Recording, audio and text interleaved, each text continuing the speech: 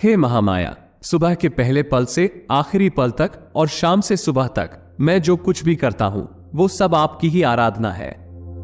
जय श्री राम। प्रिय श्रोताओं, जय हो बाबा नीम करौली महाराज की, जय हो गुरुदेव नारायण दत्त श्रीमाली जी की। एक और ज्ञानवर्धक एपिसोड में आपका स्वागत है। क्या आपने कभी सोचा है कि अप्सराएं जैसी दिव्य शक्तियां हमारी दुनिया में कैसे प्रकट होती हैं? क्या आप जानना चाहते हैं अप्सराओं के प्रत्यक्ष होने का रहस्य? कल्पना कीजिए कि एक साधक समर्पित और गहरे ध्यान में बैठा है। उसकी यात्रा केवल अपनी आंखें बंद करके एक दर्शन की उम्मीद करने के बारे में नहीं है। ये ब्रह्मांड की ऊर्जा को बुलाने, सटीक अनुष्ठान करने और अपने मन और शरीर को इस हद तक मजबूत करने के बारे में है कि वो दिव्य शक्ति का आह्वान कर सके। ये केवल एक कल्पना या मिथक नहीं है, बल्कि प्राचीन परंपराओं में गहराई से छिपा हुआ एक रहस्य है। इस वीडियो के अंत तक आप अप्सराओं के प्रकट होने के पीछे के रहस्यों को जान जाएंगे और केंद्रित साधना की अविश्वसनीय शक्ति को समझ जाएंगे। तो मेरे साथ बने रहिए, क्योंकि एक भी कदम चूकने का मतलब है इस साधना के जीवन परिवर्तनकारी लाभों से चूक जाना। मेरा विश्वास कीजिए, आप इससे चूकना नहीं चाहेंगे। तो अगर आज की वीडियो आपको अच्छी लगे तो वीडियो को लाइक और चैनल को सब्सक्राइब करना ना भूले। और हाँ, नोटिफिकेशन बेल आइकॉन को जरूर दबा दें, जिससे आने वाली सभी वीडियो आपको तुरंत ही प्राप्त हो जाए। कभी भी कोई अप्सरा या देवी देवता अपने लोक से निकलकर सीधे दर्शन नहीं देते हैं। सबसे पहले दर्शन के लिए साधक में इच्छा शक्ति और तपोबल होना आवश्यक है, जिससे अप्सरा का आवाहन किया जा सके। हवन और मंत्र जाप द्वारा स्वयं के शरीर को शुद्ध व मजबूत रखना होता है। जब तक साधना पूर्ण नहीं होगी, अप्सरा आपके जीवन में आकर्षित भी नहीं होगी। स्वयं के भीतर चुंबकत्व आकर्षण उत्पन्न होने पर ही अप्सरा या देवी देवता के दर्शन संभव है। ये ब्रह्मांड अनंत ऊर्जा का भंडार है। इसी ऊर्जा का प्रकाश पुंज ये शक्तियां हैं, और यही प्रकाश पुंज साधक के अवचेतन मन में स्थापित हो जाता है। साधना के दौरान अवचेतन मन को यह ऊर्जा शक्ति प्रदान करती है। आकृति और प्रकृति का निर्धारण भी यही शक्ति करती है। फिर वही ऊर्जा प्रकाश पुंज रूप में साधक तक पहुंचती है। साधना में उपयोग होने वाला सिद्ध यंत्र इसी प्रकाश पुंज को आकर्षित करने का कार्य करता है। फिर आपने जिस अप्सरा या शक्ति का आवाहन किया है, तो वही प्रकाश पुंज अप्सरा या उस शक्ति के रूप में उपस्थित होता है। वो शक्ति सीधे साधक के अवचेतन में स्थिर हो जाती है। साधना काल के समय बहुत से साधकों को नेत्र बंद करने पर चमकते हुए बिंदु दिखाई देते हैं, कानों में आवाजें आती हैं, और जिस आकृति की साधक मन में कल्पना करता है वही धूमिल आकृति धीरे धीरे स्पष्ट होने लगती है।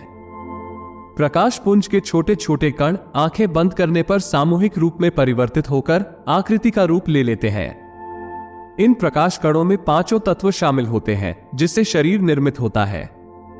जिस भी रूप की कल्पना साधक करता है, ये प्रकाश कण उसी रूप को धारण कर लेते हैं। दूसरे शब्दों में कहें तो ये प्रकाश पुंज ही अप्सरा या देवी के सशरीर उपस्थित होने का माध्यम है। इन्हीं के द्वारा वो वार्तालाप व दर्शन देती हैं। ये अरबों प्रकाश कण साधक की साधना और इच्छा के अनुरूप उसी देवी या अप्सरा का स्वरूप बना लेते हैं। साधना जितनी प्रबल होती है, अप्सरा की उपस्थिति भी उतनी ही जल्दी होती है। निरंतर साधना करने से अप्सरा सूक्ष्म रूप से पूर्ण रूप भी धारण कर लेती है। तभी आप उसे स्पर्श कर सकते हैं और उससे वार्तालाप कर सकते हैं। इसी कारण साधना में जप, ध्यान व एकाग्रता अत्यंत महत्वपूर्ण है, जिससे साधक ब्रह्मांड में विचरित शक्ति के इस प्रकाश पुंज को अपनी मनोवांछित आकृति में आकर्षित कर सके। अप्सरा का प्रकट होना केवल एक मिथक या कल्पना नहीं है, बल्कि एक गहन आध्यात्मिक उपलब्धि है। ये साधक के समर्पण, पवित्रता और ईश्वर के साथ अटूट संबंध का प्रतीक है। अनुशासन और भक्ति के साथ साधना के मार्ग का अनुसरण करके कोई भी व्यक्ति ब्रह्मांड के रहस्यों को समझ सकता है और अपने जीवन में दिव्य शक्ति की उपस्थिति का अनुभव कर सकता है। यदि आप इस रहस्यमय यात्रा से प्रेरित हैं, तो साधना के अभ्यासों में गहराई से उतरें और सांसारिक और दिव्य शक्ति के बीच गहन संबंधों का पता लगाएं। हम अप्सरा साधना को समर्पित एक पूरी प्लेलिस्ट बना रहे हैं, जहां आपको इस पवित्र अभ्यास के हर पहलू पर व्यापक जानकारी और मार्गदर्शन मिलेगा। इस प्लेलिस्ट में सावधानी पूर्वक तैयार किए गए 40 एपिसोड हैं, जिनमें से प्रत्येक अप्सरा साधना के एक अलग आयाम पर केंद्रित है। अगर आप अप्सरा साधना करना चाहते हैं तो पूरी प्लेलिस्ट को देखें, जिससे आप अप्सरा साधना के संपूर्ण ज्ञान को प्राप्त कर सके।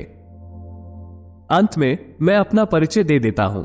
मैंने बिहेवियर साइंस, साइकोलॉजी और डिमोनोलॉजी में अपनी शिक्षा पूरी की है और साथ ही पिछले 15 सालों से गुरु मार्गदर्शन में स्पिरिचुअलिटी सीख रहा हूं। मैंने इच्छाओं को प्रकट करने के लिए स्पिरिचुअलिटी, साइकोलॉजी और डिमोनोलॉजी के तरीकों का अध्ययन करने में 1 दशक से अधिक समय बिताया है।